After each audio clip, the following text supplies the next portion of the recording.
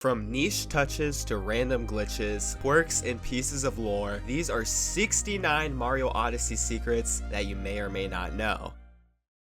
Now, it's no secret that some of the outfits in Odyssey are references to past Mario titles such as the Mario 64 outfit or even the Sunshine outfit, but there are a surprising amount of throwbacks to parts of Nintendo's history that most of us aren't even familiar with. The Scientist outfit is a reference to this commercial that was posted all the way back in 1994, and these outfits are heavily inspired by this Club Nintendo calendar. The Poncho outfit references Kicks, which is an old Game Boy game. This Explorer outfit draws inspiration from the Mario Pacross Japanese TV commercial. The Chef outfit originates from Yoshi's Cookie, and this Aviator outfit was directly pulled from Super Mario Land. I could go on and on, but the point here is that almost every single outfit is a reference to Nintendo's past. Speaking of the past, there are obvious references to it scattered all throughout the game, but there are also some niche ones that definitely fly under some people's radar. For example, whenever you are in a bonus room, the background music is almost identical to the bonus room music in the original Super Mario World. Whenever you're about to play a mini game, the music is identical to the card game in Super Mario Bros. 3, and if you listen to this boombox in Metro Kingdom, you'll once again hear another soundtrack that is in reference to Super Mario World. If you walk through the main part of Metro Kingdom, you'll see signs and streets, all of which are references to the Donkey Kong Country series, but my favorite one is Candy's Cafe, considering the fact that she literally has a cafe in the original Donkey Kong Country. Or how about when you pick up Pauline's purse and it makes the exact same sound as when you pick it up in the arcade version of Donkey Kong? I mean, at this point, there might as well be more Donkey Kong references than there are Mario 64 references. But wait a minute, the niche references don't end here. In Lost Kingdom, Toad will have this dialogue, and when he starts yapping about birds, he's actually talking about this one in Treasure Tracker. Not to mention that these purple coins in Lost, alongside this tree in Mushroom Kingdom, are both references to Super Mario 3D Land. Okay, enough with these references, it's time I give y'all some random ass facts. Here's a random fact: if you get hit with a cactus and you're wearing either the space helmet or the 8-bit Mario hat, then you won't get any cacti stuck in your nose. But if you're wearing the invisibility cap, then you somehow still get inflicted. These Jaxi signs are not only sentient, but they are also deathly afraid of Goombas. Not bullet bills, not mummies, just Goombas. Now, we all know that Mario Odyssey loves to make you ground pound moons, hearts, or even coins, but contrary to popular belief, ground pounding is not the only way. In Wooded Kingdom alone, you're not only able to use the uproot to trigger a ground pound spot, but you can even use the fucking tank. Oh yeah, and if you look at every single kingdom in the game, they are all based off of Hakoniwa, which are intricate mini gardens filled with little details to find, which helps to explain the designs behind each mini world in Odyssey. And if you think this is a stretch, well, Mario's name within the game's code is literally this, so you can't really debunk it. Anytime you collect a moon in Mario Odyssey, Mario will do one of three poses. The first one is a reference to Mario 64, the second is a reference to Sunshine, and the third one is a reference to Galaxy. Mario's nose also wiggles every single time you collect a moon, and that is something I will never be able to unsee. Anyways, while we're on the topic of Mario 64, if you chase Mips around for a long time, he will never stop fucking running. But in Odyssey, if you chase the bunny for long enough, he will actually slow down as if you hit him with Cappy, which I always thought was a nice touch. Now, everyone knows that the Koopa freerunning races are in reference to the iconic Koopa races in Mario 64, but what a lot of people surprisingly still don't know is that this picture is a direct Game & Watch cameo, and there are even different variations of Game & Watch depending on which minigame you are playing. And one of my favorite parts of this game is how the NPCs interact with you. For example, as most of you know, whenever you fight Bowser, he will comment on whatever outfit you are wearing. If you do Balloon World in the Luigi outfit, Luigi will give you this text box. If you break this man's RC car, then he will give you this text box, and if you jump on the Sphinx's head, you'll get a cheeky text box. In Mushroom Kingdom, you're told that you need to have the Mario 64 outfit to unlock this fountain area that is a throwback to the original, but you're also able to unlock it with the alternative Metal Mario outfit, which makes this, to my knowledge, the only outfit locked sub area that can actually be unlocked with two separate outfits. When you make it to Bowser's Kingdom, you are introduced to these Pokeo birds, and one of their primary purposes is to break blocks using bombs. However, if you poke one of these blocks 200 times, yes that's right, 200 times, then you are able to break the blocks without the bombs. Up until this point, I've said a lot of general secrets within the game, but I think it's time we take a deeper look into each kingdom, starting with Cap Kingdom, in which you can actually land on this bridge in Cap before triggering it with the lever. And you can also do another jump to skip the first cutscene with Cappy, but since you need Cappy to trigger the bridge and get to the other side, these two things really don't have much practical use. But if you thought those two things were useless, what might be even more useless is the fact that if you talk to this monitor and then quickly ledge grab, the game will soft lock and you'll be forced to restart. On a Cascade Kingdom, we have our beloved chain chomps, and in one sub area, you're supposed to use these chain chomps as a means of progression, but you are actually able to do the entire thing without capturing a single one. But if you want to use the chain chomp, you can actually get more distance with your launch if you pull on it for an absurdly long time, which makes getting moons such as this one super difficult in speedruns because players will just pull on the chain chomp immediately and pray the hitbox will just barely extend. Now this last Cascade secret I learned all the way back in 2018, but nonetheless, if you clip out of bounds before getting the first moon, there will be this extra Cappy model for literally no reason. Anyways, in Sand Kingdom, you can just jump straight through these stairs, and with a lot of tight movement, you're able to do this rocket flower sub area without using a single rocket flower. But on the contrary, you're able to infinitely use one rocket flower so long as you do a spin throw and a ground pound before its timer runs out. And if you enter a 2D section with a rocket flower active and followed it up with a jump, then you're able to fully conserve your speed, as seen here in Mushroom Kingdom or here in Wooded Kingdom. Now when you collect a life up heart, it'll not only restore your health to 6, but a short little animation will even play out. But if you collect one during Koopa freerunning, not only does the animation not play out, but your health only goes up to 3, which is kind of messed up. Upon entering this underwater section in Lake Kingdom, there's this secret moon you can obtain by shaking the pillar with the fish, and for the longest time, I thought this was the only way you could get the moon, but there's another way of getting it, and it involves you just swimming into the pillar for a few seconds until the moon finally spawns. Wooded Kingdom is filled with glitches and secrets, most of which I was pretty familiar with, but when I started doing research for this video, I was blown away by some of the stupid little things you could do and find in just this kingdom alone. If you throw one of these rocks and immediately enter first person mode, then the rock will disappear entirely. But if you catch a rock as it's falling off a falling platform, then it will become invincible and start to float whenever you throw it. After you beat the story in Wooded, you are able to access what might possibly be the most obscure spot for a life up heart in